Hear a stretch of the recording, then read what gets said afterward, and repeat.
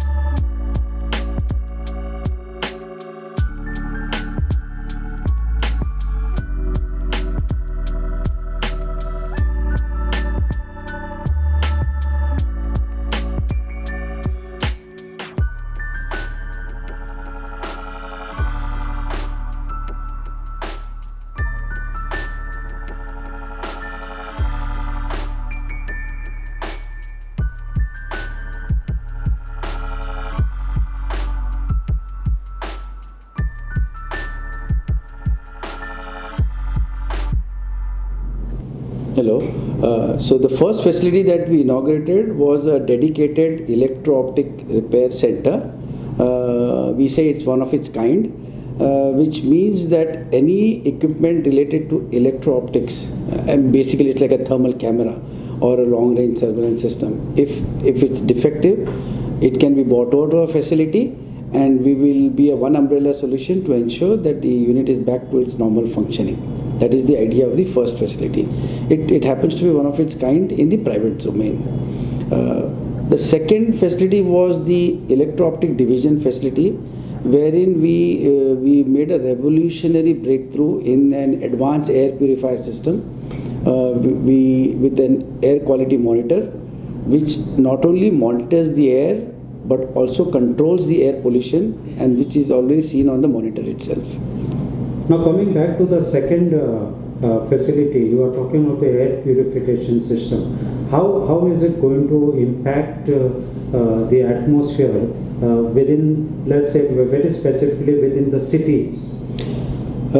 Ideally, this is basically confined for rooms and elevators and reception area, but what it does is basically, as we all are aware, that the air quality is getting worse day by day. The values are getting higher. I was looking at the values the other day when I entered near the Mantralaya. The air value shown was almost over 165, which is beyond just nearly alarming levels. What this equipment does in a confined space of 150 square feet, it ensures it first measures the air quality and immediately declares whether it's good, moderate or poor. If it's poor, it then switch it on, and within a couple of hours you trying to get into a moderate zone. So the idea behind this is that it gives you the values of the air quality, and at the same time you can better it. This is a very unique innovation because there are, with all due regards, there are very few who can offer this facility in confined spaces. And that is where we think that this is a very good revolutionary breakthrough, because moreover in Maharashtra also now the air quality is getting a bit worse, and I feel this is the right fit for that application. Yeah, it is a very innovative technology, and it's a very good idea that you have come out with. But how affordable will it be to various offices in terms of the cost, operational cost? Okay. Firstly, I do agree. It's a very innovative product, and it is purely under Make in India. It is a 100% indigenized product, and really we thank our Honorable Prime Minister to have given this platform for us to deliver such indigenization products and technologies, which without him would not have happened actually. So that was my first thing. We really are so excited about this Aatmanirbhar Make in India. Now, our focus has always been one of the let's put it this way, one of the unique advantages of Make in India is that firstly you can offer a product at least 30% cheaper than the global sources. This is the first benchmark thing that we can do.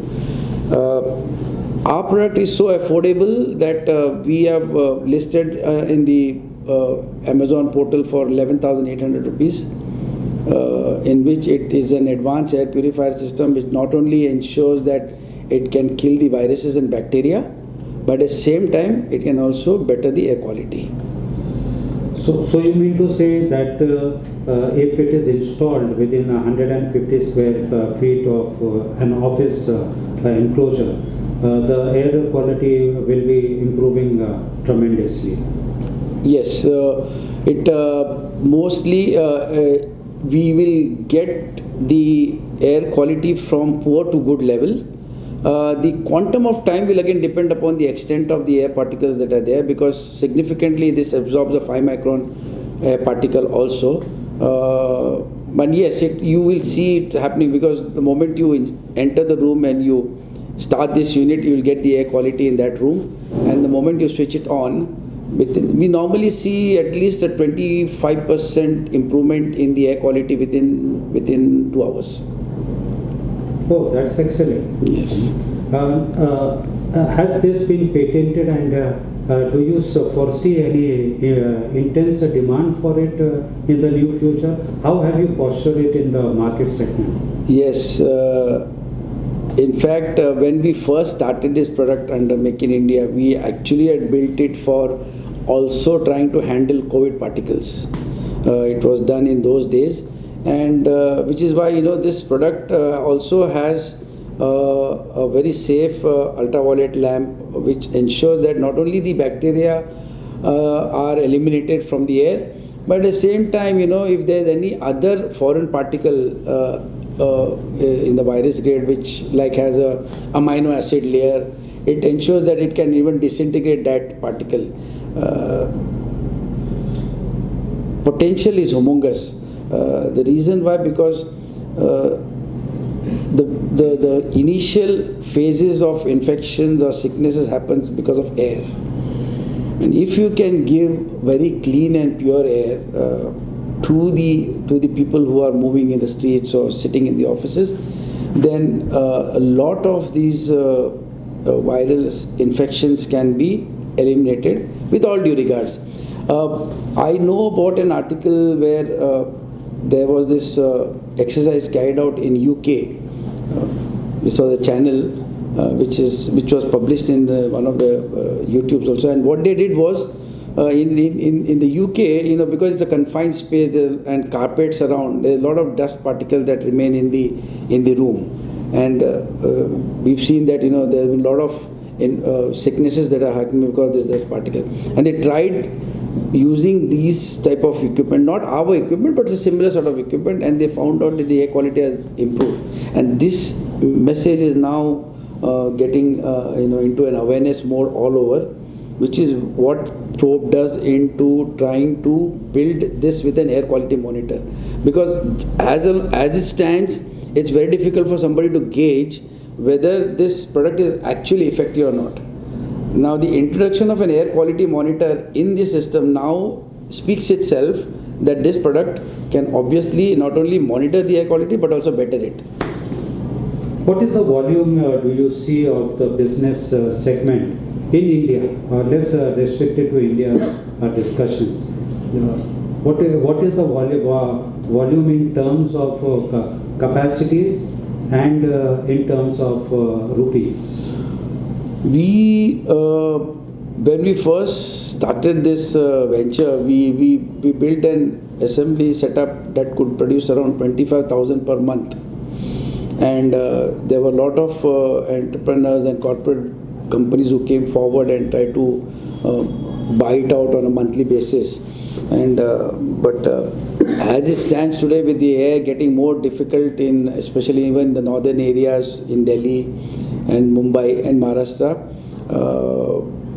we can see at least 5 lakhs of units that can be sold on a monthly basis. And I'm saying this because we are considering all the municipalities, we are considering all the hospitals, we are considering all the hotel rooms, then the lifts that are there, the toilet facilities, the reception.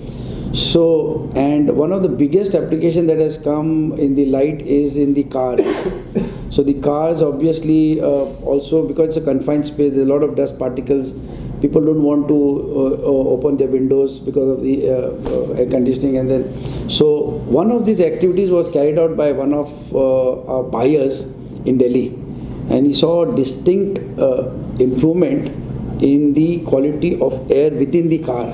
But at that point of time, we didn't have this air quality monitor to attest this. So the market is also, because every car can be thought about having this air purifier. It's very compact and it's very lightweight. And the most important point about that, it's maintenance free. Just one filter which has to be replaced every 6 months, and every unit comes with 2 filters. So this is a dedicated electro-optics repair center, which is called as a DORC. So DORC is basically set up to take care of the equipments that are presently being used over a long period of time and are lying unattended for want of repairs. So the idea behind this is to ensure that, you know, whatever defective equipments are present in the workshop, we will take that and repair it and offer the same product back into its functional use with all the upgrades, so that it looks like a brand new unit. So that is the idea behind it, and this concept came into our mind because when we visited base workshops, we realized that there are a lot of equipments which were lying unattended for want of repairs. And because the electro-optic spectrum is quite big, it was difficult for anybody to think about this possibility. So what we have done is we have offered an one umbrella solution, so that, be it electronics or the optics or the mechanical, we have a solution to all the 3 aspects, and that's what the whole camera consists of. So it's a very bold move that we have taken, and we seem to be getting a very good response from the buyers. Now you refer to the base workshops. Could you elaborate on what you mean by the base workshops, and in which whether it is public sector undertakings or? Yes, so the base workshop actually is it's a part of the Army, Indian Army, wherein there is a department which actively works in trying to ensure that the defective equipments are brought back to its functional positions, operation. The EME team works very actively on that, and we also had some interactions with the team. They're really excellent. I mean, they have been in a position to bring some of the equipments back to its functional operations where it didn't involve a major module or a part replacement. We come into the picture like an hand-holding approach to them, wherein we have an access to most of the modules or the components and the parts, we are planning to work together, so that most of these equipments which are now non-functional can be brought back to its operational position and at a very, very competitive price. So this way it's going to be a win-win situation both for the EME team and for RRP, because RRP will then tend to get its revenue even through this repair, which we consider it as an industry within itself. Could we presume that these defective equipments are not only brought in operational mode, but also upgraded to match with the present times? Yes, that's where actually you asked a very good question, because where we come into the picture is, EME team really is quite good in trying to identify, troubleshoot the problems. We come into the picture where these troubleshooting problems can be rectified by replacement. So our role comes in trying to replace it with the recent newest modules, so that the older unit becomes a 2022 or a 2023 unit. So which means that you get the same capabilities of a 2023 equipment and at a much competitive price. Now, since you've said it almost appears that you are giving it the most latest upgrade, the technologies also. So how is it going to benefit? Now, since you mentioned of the army, how is it going to help the army in its operational functionings? So, you see, there is, firstly we should thank our Honorable Prime Minister that he is trying to increase the procurement and into trying to make every soldier self-sufficient, the soldier modernization programs. So what we feel is that, with all that, most of the equipment that were bought in the earlier stage, because in the earlier days, most of the equipment were imported. There was this not a Make in India concept never existed actually, and that was the way it worked actually. But ever since this Aatmanirbhar Make in India has come in, this sector has started gaining a lot of importance, because if you see the bandwidth and the spectrum of the products, it's huge. It starts from reflex sights, thermal sights, handheld thermal imagers, border protection surveillance systems, night vision devices, binoculars, etc., etc. So the spectrum is so huge that though EME team is working, they are unable to cope up with the quantities that are there for repairs. And what happens is that even if they identify, they are not able to then access directly the global manufacturers to get the model replacement. RRP, because it's a technology company with design strengths, we have an access with the global companies who can give us the modules for the of a 2023 design. So as a result of which, we will then integrate these modules in this older design and make it a user-friendly and a latest upgradable model, which will be at par with the newer unit. In a sense, you are actually equipping our army, to an extent that they are very vigilant and the help in the defense of our country. Now, apart from India, are you planning to provide these equipments to overseas markets? Yes, I think it's like an auto process. You see, when this Make in India concept came in, the idea that our Honorable Prime Minister had was to ensure that India is self-sufficient in terms of technology with respect to the entire product. So when this technology came into India, a lot of global companies started transferring almost to the extent of 80% of the technologies to Indian vendors. But when they started doing that, obviously the Indian companies started building these products. They realized that the product that they probably were building it in their country, vis-a-vis the product then being assembled and made in our country, there was a significant difference in the costing. So a product that probably they were assembling it for, let's say, for comparison purposes, $100, they found out that the same product could be built for $75 or $80. Yet keeping the 80% technology. So they will the module that they refrain from giving the technology, they ship it to India and then they build it. So automatically, the global market started improving. The third avenue where in auto mode most of the MSMEs got an opportunity was the neighboring countries. In the early days, India used to always import, so most of the neighboring countries used to either import it from mainly America, because they have the finest products in thermal imaging, and they continue to develop, and that's how the Europeans and the others follow. But the consumption is all for within USA, but still they used to export to our neighboring countries. Now, two things that used to always hamper the deliveries to neighboring countries was the need of an export license, because these products are governed under ITAR, and the logistics. Now, fortunately, what happened, someday, we had the DEF Expos in India, so most of the neighboring countries visited. And when they saw the price of our thermal product vis-a-vis the American product, they found that there was a significant difference. But they always, obviously, Americans' quality was obviously the best. So they were very keen to know whether Indians in this Make in India were offering the quality at par, and they were quite happy and excited to see that the products that were exported out of India to them were at par and with a significant decrease in the pricing. The product was more economical. So this also business has suddenly boomed up, and you see the exports in India now is also getting better. India is exporting a lot to neighboring countries, and we have not even touched bigger countries like Saudi Arabia, who are now planning to deploy the same methodology that India has deployed of Make in India.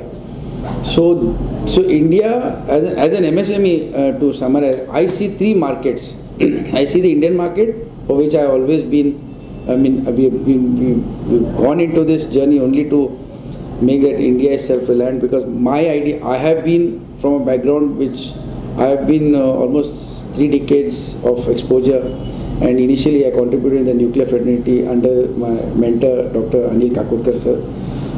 So ideally this is the market that we will always work for, and the two additional arms that we see is the neighboring countries and the technology providers who have given us the technology. They also want to offload their business in India. So now, listening to you, it seems to me that there is a tremendous potential. Are you then now planning to expand your manufacturing processes pan-India so that you are able to match up with the demand which is coming up within the country and the neighboring countries? Yes, yes. In fact, if you see, as an MSME, over the last 2 years, we ventured into this journey only after getting the confidence that this Aatmanirbhar Make in India will work. And in the last 2 years, obviously it was a journey for the government to bring this into existence and make it really look real. But for the last 3 years, if you see, or 2-3 years, we were steady with a business of a top line of 25 to 30 crores. Now, as I explained, that business is coming from 3 different sources. Today, as an MSME, our business order book is over 90 crores. So, and we have already started expanding and upgrading our assembly facilities so that we could at least handle 3 times the present load. And which is why we are now also planning to launch our SME IPO which will give us more access to working capital, which is what we need to meet this humongous business potential that we are seeing with minimum of business development activity. We are seeing huge potential, which sometimes we are also surprised. What is the volume of capex needed for this expansion? So basically, because our RRP was initially funded by the Maharashtra Defence and Aerospace Venture Fund. That was the startup fund which we got qualified under Make in India. That fund came in purely as an infrastructure fund. So the entire 11.64 crores, of which 4.66 was contributed by us, was deployed into infrastructure. So today, when we see about our working capital requirement, our infrastructure upscaling would be not more than 3 to 5 crores. Our technology requirement would not be more than 8 to 10 crores. And working capital obviously works in the ratio of 3x. So the money, the funds that we are trying to raise from the IPO, we are going to deploy almost 30 crores for the working capital. So we want to see a 100 plus crore of turnover in 2025. When are you planning to come into the market with your IPO? We are really working very aggressively, and we are trying to better our December figures, and which will, and if that done, then we are trying to come latest by end March, and if we delay, then it will be in the month of May, but not beyond that. Now, since you spoke of your December figures, could you just throw some light on the various segments of your margins? So we have been we are basically a technology company, and we focused on electro-optics, which means we always wanted to build the sights and the cameras and the surveillance systems. Because it's our own design, and because we have our own patents, our margins are better over the others, because we don't have to depend on the design with any other global company. But we take the support of global company, because without that the whole product cannot be delivered. Our overheads are not very exorbitant, so we tend to get a very good EBITDA, and in terms of very good PAT. Now these PATs get better over the coming times, because we are building the same product again and again, so the assembly time gets reduced. The components are then available at a very competitive price, and ever since we have started this journey, we have built a vendor base. So today we have a vendor base of almost 160 who are distributed between the electrical, mechanical and the optical, and the software and the casting. So which means that we are in a position to take bigger businesses, and in a position to take quantum jumps in our top lines. So let's say, 21 we were 30, 22 we were 35, 23 we were 31 crores of top line. March 24 we will be seeing 45 to 50 crores, and 25 will definitely cross 100, because we have a clear order book visibility. Now, since you have planned your pan-India reach, say by end of March or May 2023 with your IPO, are you then even contemplating, maybe in the years to come, to go globally to establish your manufacturing facilities overseas, so that your logistics become very economical if you are located there in different geographies for your manufacturing processes? Answer is yes, but the idea is basically because logistics is one of the reasons where it significantly helps us. For example, because most of the night vision devices needs an export license. At times, it takes time to get the processing done. Though the government really tries to work it in the fastest minimal times. But we've got offers from the UK government to set up a facility, and we've already initiated that. We've got some also an option to explore a setup in Saudi Arabia. Now setting up in UK is an advantage, because your product will get a EU stamp.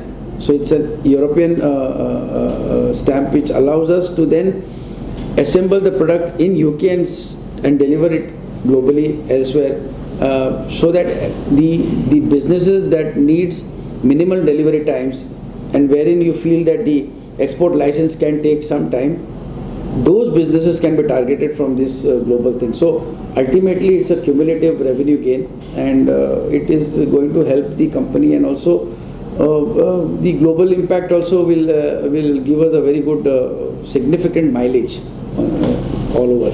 So do you think your IPO will help in those geographies, or would you be coming out with other revenue models where you access more fund? The news of even the IPO has already excited most of our global partners, and one of our global partners has already planned to set up their production activity in India. So which means there will be a lot of exchange of information. They will be giving us the entire design, and we'll have to have a production facility in India. And couple of these global companies have also expressed their interest in buying equity in RRP, likewise, or exchange of equity, because they feel that this is something which is going to give mileage to even the global country as well as RRP, because the entire global scenario has changed, sir. Actually, everybody is looking upon India as the most potential technology partner in terms of offering a product and in terms of also giving after sales service. What we lacked was taken over by the Make in India concept. So now the design knowledge has also come, and we are now all full-fledged. If you see now, even most of the bigger aircrafts also, most of them will be assembled in India. So that you have a product, people will be working with their own hands to assemble their own product. So the whole thing is going to only give cumulative gains. If you have a good working capital partner, I think sky is the limit.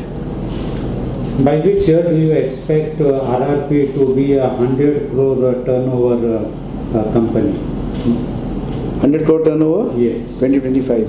2025. Now, why this confidence? So, what triggers that confidence in you? The order book already in our hands. We don't have to now run after the orders. B, the fact that we are going to launch our SME IPO, we will be having enough working capital, which we are planning whatever wanted. Right. And C is the products that are going to be delivered in the 2024-25 are products which we have already delivered in the past. So we don't face any challenges for assembly. In fact, we will be doing it much faster. So everything, barring natural calamity, I don't see anything can stop us. Do you foresee any competition from within India or globally into your segment? There is competition, but everybody is happy in their own domain. So, like Bell and, we have got, we respect Bharat Electronics Limited and Tata's and Tonbo. They have been our main contenders, and they have been main competitors. But, sir, the business has been so much, that, there are tenders of smaller quantities, medium-sized quantities and bigger quantities. So, obviously, the business gets distributed, and wherever we go into smaller, so even the top line that I am talking about, 100 crores, is the segment of quantities of 150 units or 75 units. So Bharat Electronics and Tata obviously concentrates on the bigger domain actually. We do participate, but at the end of the day, I think it's sometimes people see it's fiction, but the type of business opportunities that have opened up under Aatmanirbhar Make in India, I think even if we have 10 electro-optic companies, everybody will have their piece of cake. Are you planning to enter into other verticals in the same segment? Yes. So the main sector that we are now entering, we are going to enter, we've already entered, is the anti-drone systems. So anti-drone systems was an opportunity that we got from an Israeli company. They have offered us the technology. We already agreed upon the technology, the commercials, and the good part is that we also got an approval from the Israeli government, so the technology would be transferred in the coming times, and it is a humongous market. Now the potential of business that we talked about, 100 crores, obviously does not include this segment. So now this anti-drone segment which you are referring to, what would be its focus upon, particularly I presume it will be the military segment which will be of immense importance to you, one. And secondly, now since you said that 100% would be that does not include the anti-drone segment. So how do you foresee the anti-drone segment what would be the margins you are foreseeing here?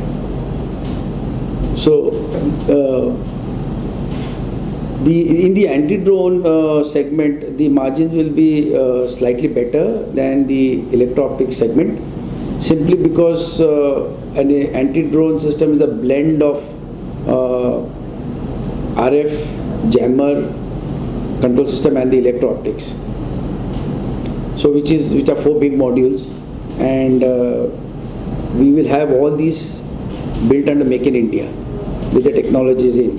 So the profit margins, once you assemble the system, again comes in the assembly cost, which will also be done over here. So we obviously see a very good margin, and we also have realized now that the selling price that we are planning to keep for an anti-drone system, the soft kill system, we are already 30% cheaper than the commercial market, in the commercial market actually. When we were doing this also anti-drone, we realized that because our anti-drone system obviously will detect a drone and arrest it. Now when we realized that, we saw that the drones also needs cameras.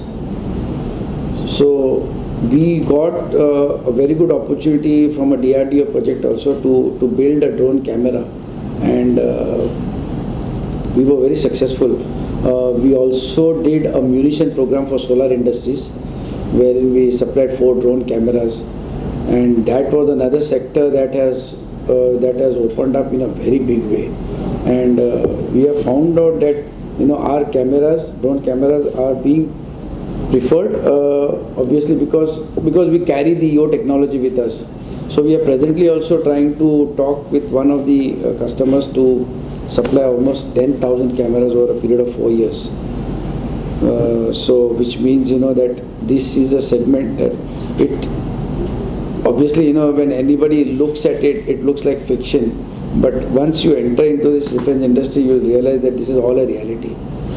So now when you are talking of anti-drone, okay, your focus will be on anti-drone, but now the drones are used for various other aspects, like the entertainment segment, travel and tourism, the various segments. Yes. Are you also thinking of catering to that segment also? Maybe not immediately, but in due course, because you already have about 10,000 request of 10,000 cameras over the next 4 years. Yes. So obviously, I don't presume that you will be able to focus on the other segments like the entertainment and all. Yes. But are you in the near future, let's say 5 years down the line, are you planning to enter this vertical also? At the present moment of time, we would not want to enter, because we have too many products in the offering. But I can tell you, anybody who wants to venture in this drone business, it's a very big opportunity. And maybe yes, in the next 3 or 4 years, when we are obviously going into the corporate arena, that's the time we'll probably think about. Because I was at one of the Lokshai awards when I was bestowed one of the award to the hands of Fadnavis ji. Mm-hmm. And one of the things that we were discussing, the government was discussing, a very good opportunity. I really, you start get tempted to such opportunity, but obviously you can't do everything at the same time. But one of the opportunities that he described was, and what a wishful thinking by the government. So there are a lot of solar panels. Almost, Maharashtra is equipped with 40,000 megawatt of panels. Now these panels obviously are to be maintained and cleaned. So most of them use the water system, the mop system to try to clean these panels. What they suggested was that use a drone and bring it very close to the solar panel and throw water on it and clean it. And that's where our specialty lies. So we can build a spray jet system to the drone so that it discharges the water, keep a payload of 10 liters in the drone, and discharge it so that the entire panel gets cleansed. Mainly the crow shit that sits on the panel and gets stuck, which cannot be mopped and cleansed. This is the solution for that. And he said that if you can do that, all you need to do is bring your drone, bring your manpower, and do the cleaning. And so the cost, like an EPC contract works out to 4 crore per megawatt. So 1% is 4 lakhs. So in 4 lakhs, you can do the entire cleaning. There is no capital expenditure. It's a service-oriented thing. The Maharashtra government also need not invest in buying of drones. They just have to sign a contract and do a servicing. More importantly, it will open up jobs for so many people. There will be people working, trying to, simple logic cleaning, handling the drone, cleaning the thing. So that was one application. Second application, you talked about windmills. A lot of times we say the windmill probably has losses, deteriorating its efficiency. But nobody, because the wind probably is not playing an important role. But these days winds are getting better. So when a drone camera goes on top of a windmill, he can see the defects. And he can immediately send it to a control room, and those can be corrected, and windmill efficiencies can be better. These are all thoughts which have come from the government. Even agriculture, crops, monitoring crops, mining, survey, forest survey, humongous opportunities. Humongous opportunities. Anybody who is venturing into this drone business, he can obviously, the government is just welcoming you. If you have a product like that, bring it to us, and we will do it. How is RRP equipping itself to cater to this agriculture, mining, windmills, solar segment? In fact, I think a blessing in disguise. You all entered today, and we just got an opportunity from a global company in Switzerland to offer the technology for building these drones in India. Now it is for us whether we need to take it. In fact, after I finish this interview, I have to go on a call with them, and they are very keen to bring their technology into India. Because drone, yes. So now if you see, we have the first level of banks offering us the basic comfort zone of whatever working capital they are giving in, which was obviously not sufficient, so we went into the IPO mode.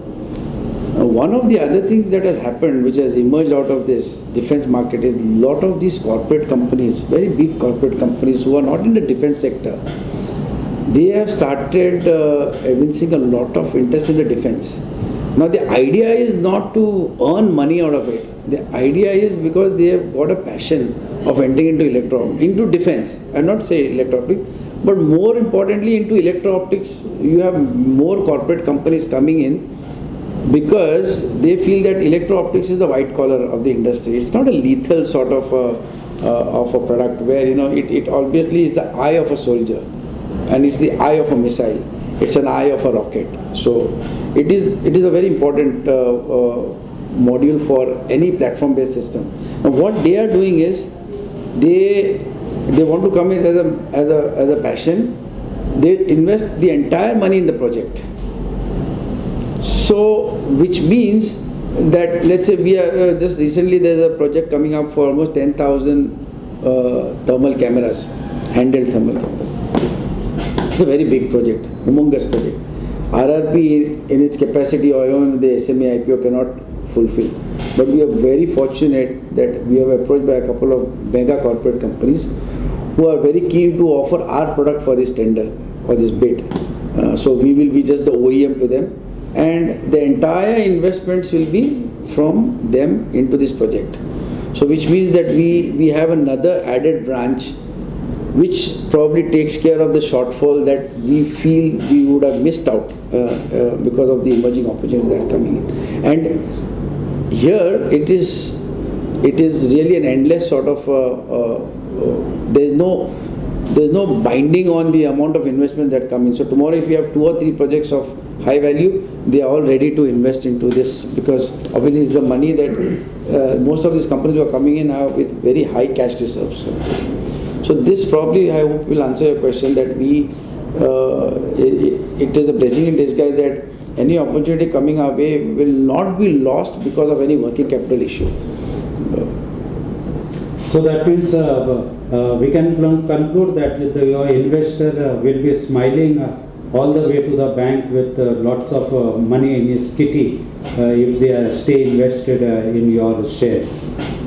Oh yes, I mean the idea behind doing all these expansions and getting into this emerging opportunities is only to ensure that they repose confidence in our thinking, and I'm very sure that with the quantum jump that they see in the next 3-4 months, in fact they are very keen to even go ahead and bring in extra money in terms of QIP or various other things. So yes, it's a perfect win-win situation, and let's hope that we see a better tomorrow. Mr. Chudankar, thank you for speaking to us. We wish you best of luck in your IPO, and we wish you tremendous success in your undertakings. Thank you very much. Thank you, sir. Thank you so much. In fact, very good questions that were asked, and I think it was exactly what the industry today is looking for actually. So I must really thank you for, and I hope my inputs have reached you at the right time actually. Thank you.